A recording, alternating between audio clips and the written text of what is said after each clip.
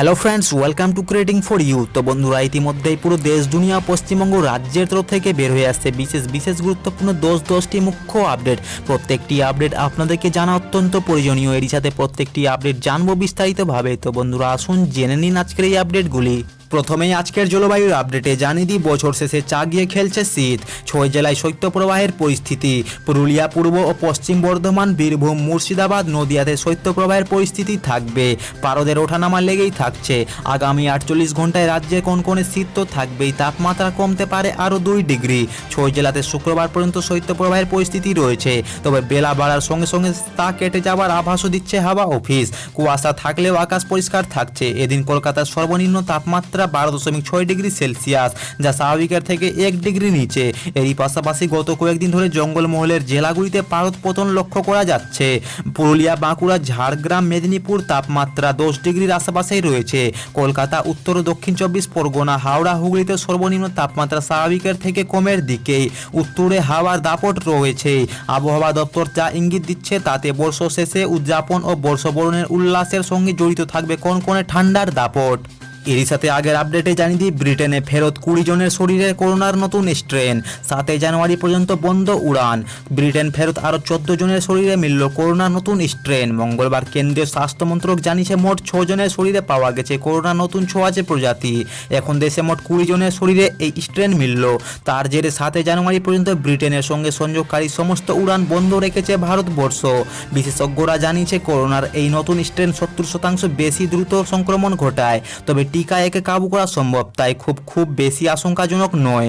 দেশে নতুন স্ট্রেন সংক্রমিত 20 জনের মধ্যে 8 জন রয়েছে দিল্লির, 7 জন বেঙ্গালুরুর। এই সংখ্যাটা আরও বাড়তে পারে বলে আশঙ্কা। সকলকেই আলাদাভাবে আইসোলেশনে রাখা হয়েছে। তাদের সংস্পর্শে যারা এসেছেন সেই সব মানুষদেরকেও আইসোলেশনে রাখা হয়েছে।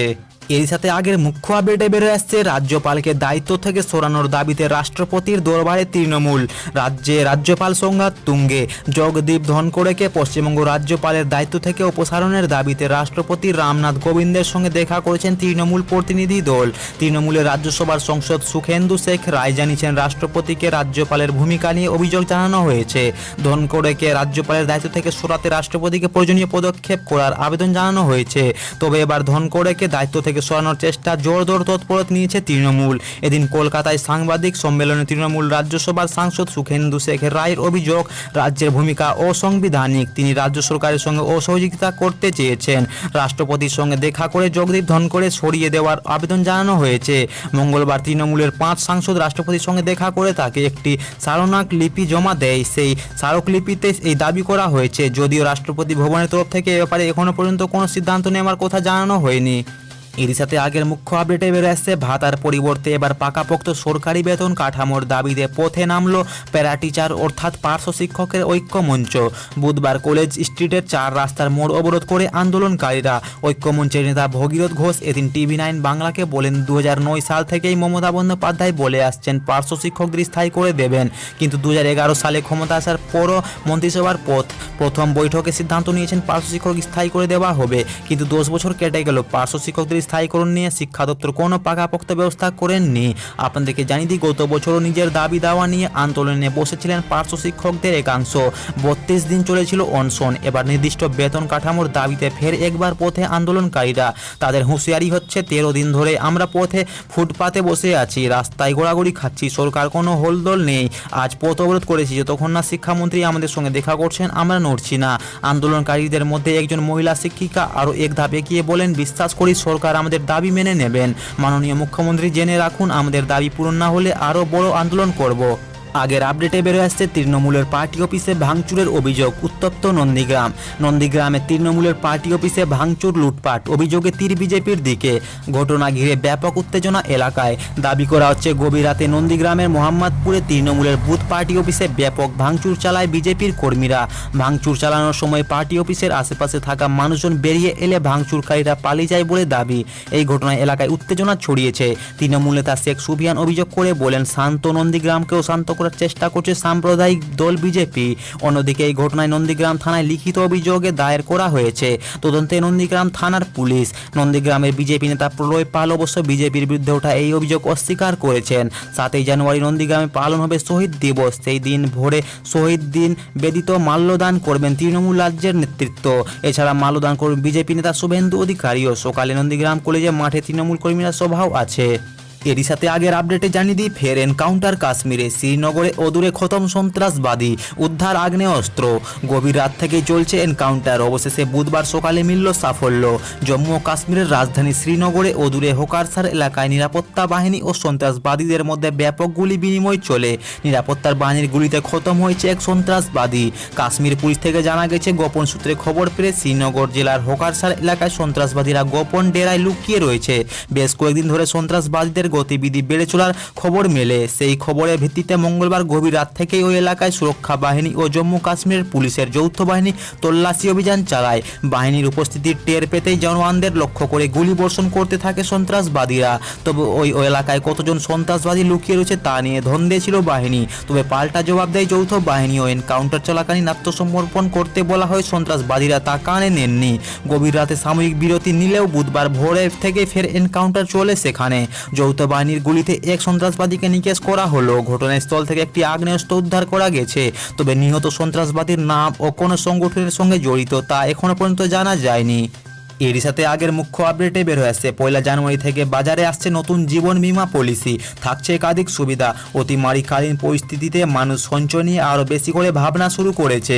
বিশেষত স্বাস্থ্য খাতে খরচ এবং তার ব্যয়ভার বহন করতে মানুষকে চিন্তিত করে তুলেছে। দিনের পর দিন সেই ভার কিছুটা লাঘব করতে বাজারে এলো সরল জীবন বীমা পলিসি। সামনের বছর 1 জানুয়ারি থেকে এই সরল জীবন বীমা পলিসি চালু হবে। এর আগে করোনার কবচ, করোনার রক্ষক এবং আরোগ্য সঞ্জীবনীর মতো জীবন বীমা পলিসিগুলি চালু থাকলেও এবার আসতে চলেছে সরল জীবন বীমা policy. Insurance regulatory and development authority of India এই পলিসিটি চালু করতে চলেছে। সংস্থার পক্ষ থেকে জানানো হয়েছে 18 থেকে 65 বছর পর্যন্ত যে কেউ এই পলিসিটির সুবিধা নিতে পারেন। তবে 70 বছরের পর থেকে ম্যাচুরিটির আর থাকবে না। পলিসির টার্ম 5 থেকে 40 বছর এবং পাওয়া যেতে পারে 5 লক্ষ থেকে 25 লক্ষ পর্যন্ত পলিসির স্কিম। আপনাদেরকে জানিয়ে দিই, এই পলিসিটি অপেক্ষাকৃত সুবিধাজনক। টার্ম ইন্স্যুরেন্স নিয়ে যাদের তেমন ধারণা নেই তারা সহজে এই পলিসির সুবিধা নিতে পারেন। এরই সাথে আগের আপডেটে বেরোয় আসছে, বছর শেষে ক্রোয়েশিয়ায় জোরালো ভূমিকম্প, কাটল 6 জনের প্রাণ। বন্ধুরা, জোরালো ভূমিকম্পে বিধ্বস্ত অবস্থা হলো মধ্য ক্রোয়েশিয়ায়। মাত্র 24 ঘন্টার মধ্যেই আরও শক্তি সঞ্চয় করে ভূমিকম্প যে এমন জোরালোভাবে একই অঞ্চলে আঘাত হানতে পারে কারো ধারণাটাই ছিল না। তাসের ঘোরের মতো হুড়মুড়িয়ে ভেঙে পড়ল বাড়ি ঘর। আতঙ্কিত লোকজন ঘর ছেড়ে রাস্তায় নেমে আসেন। সংবাদ সংস্থা সূত্রে এখনো পর্যন্ত 6 জনের মৃত্যুর খবর নিশ্চিত করা হয়েছে।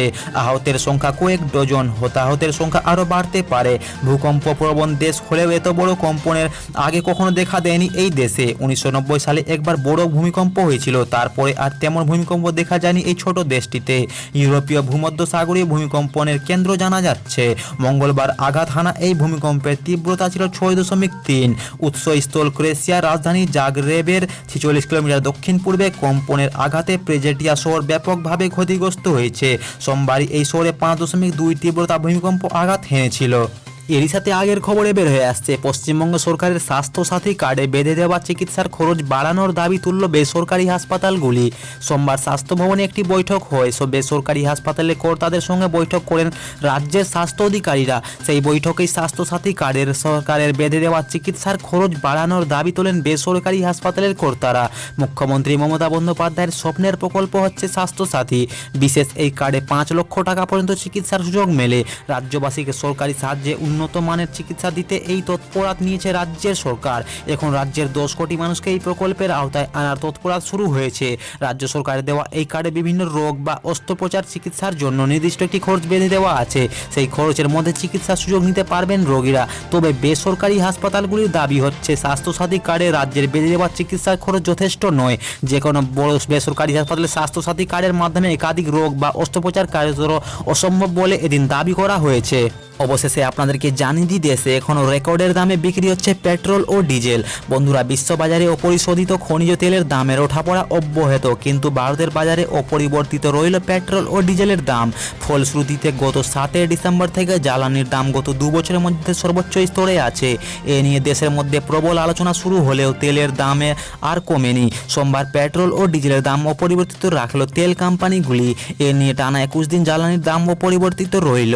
এদিন কলকাতা ও অন্য প্রধান 3 মেট্রো শহরে প্রতি লিটার ডিজেলের দাম ছিল দিল্লিতে 73 টাকা 87 পয়সা, মুম্বাইয়ে 80 টাকা 51 পয়সা, চেন্নাইয়ে 79 টাকা 21 পয়সা, কলকাতায় 77 টাকা 24 পয়সা।